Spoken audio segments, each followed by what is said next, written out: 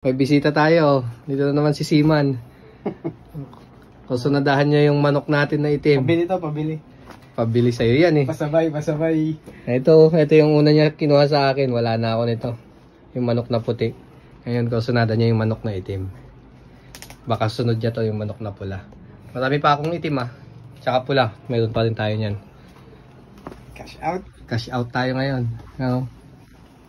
Sino ka doon na? May sab? Ha? May sab. So, Ito na sumarunong to na ako na anak siguro ah.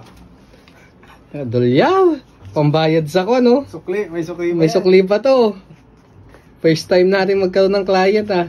Dollars ang binayad mga ka-quality oh. Para sa manok na itim. Tingnan niyo George oh. Oo. Ayun oh, kinuha niya manok na Ito yung itim. dati, oh. Yung dati yung puti. Tapos ngayon manok na itim. Dulyaw ah George. $100. Thank you. Sukatong pa ya.